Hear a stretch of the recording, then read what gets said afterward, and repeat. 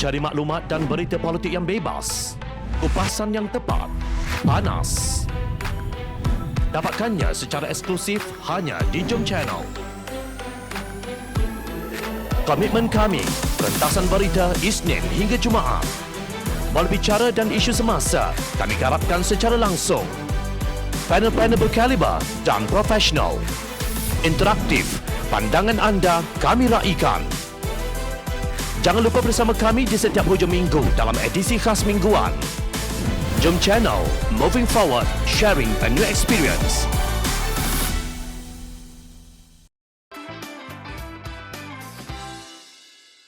Berbohong kepada Agong dan Parlimen satu jenayah.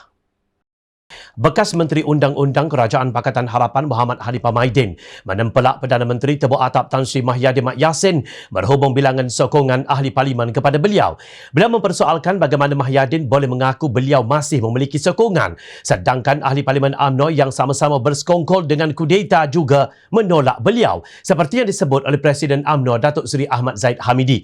Pakatan Harapan telah sebelah suara menolak Mahyadin, Warisan juga tolak, Pejuang juga tolak, Muda juga tolak, UPKO pun tolak. Beberapa orang ahli parlimen pembangkang yang bebas juga tolak beliau. Terkini Presiden UMNO kata ahli parlimen UMNO yang menolak Mahyadin dan yang sudah bagi bukti penolakan kepada Yang di-Pertuan Agong telah bertambah lagi daripada angka asal iaitu 8 orang ahli parlimen sebelum ini, ujar Hanifah. Justru maklumat Mahyadin kepada Yang di-Pertuan Agong Al-Sultan Abdullah Ahmad Shah sangat meragukan.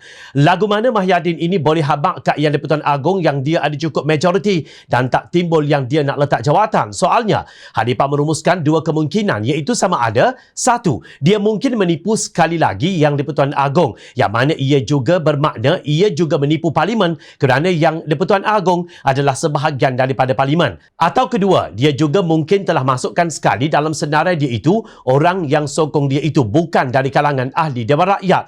Menurut Hanifah, ahli parlimen yang menipu telah melakukan satu jenayah.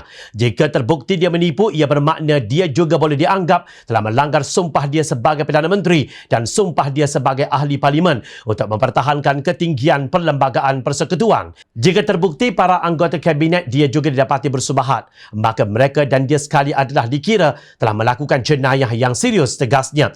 Dalam satu kenyataan, Mahyadin berkata beliau akan menentukan keabsahannya di parlimen pada September ini menerusi usul undi percaya.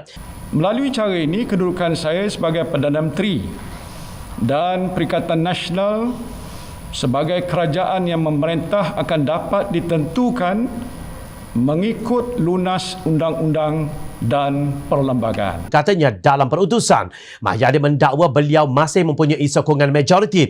Oleh kerana itu tidak berbangkit isu peletakan jawatan beliau di bawah perkara 43/4 Perlembagaan Persekutuan.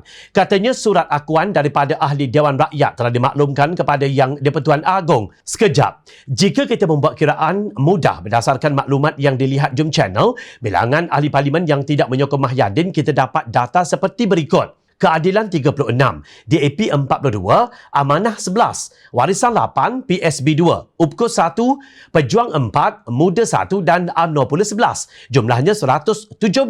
Sementara itu bilangan yang menyokong Mahyadin adalah seperti berikut. Bersatu 31, PAS 18, GPS 18, MIC 1, MCA 2, Bebas 4 dan UMNO 26. Berjumlah 103.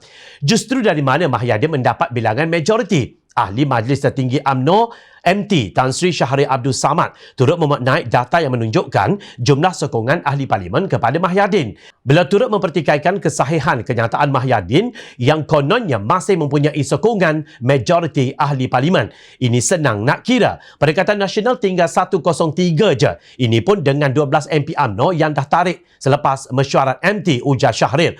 Beliau membangkitkan bahawa ketika Mahyadin ingin menjadi Perdana Menteri, SD tidak diguna pakai. Dulu naik jadi Perdana Menteri bukan pakai SD pun, ikut cakap Presiden je dan disahkan kemudian oleh MT UMNO, kata Ketua Bahagian UMNO Johor Bahru itu. Shahriar mengingatkan Mahyadin bahawa pihak yang sekarang meminta beliau turun adalah MT yang sama. Namun Mahyadin tetap enggan. Memanglah asyik tukar tiang gol. Kerajaan Perikatan Nasional ni tahulah malu sikit, dah jadi kerajaan tak sah, sindir beliau. Apa tindakan Mahyadin? Tidak mengapa, diejek tak tahu malu asalkan kekal sebagai Perdana Menteri. Beranikah Mahyadin mencabar Hanifah dan Syahri di mahkamah kerana mempersoalkan keabsahan beliau sebagai Perdana Menteri? Ingat, menipu Yang di-Pertuan Agong dan Parlimen adalah kesalahan jenayah yang serius.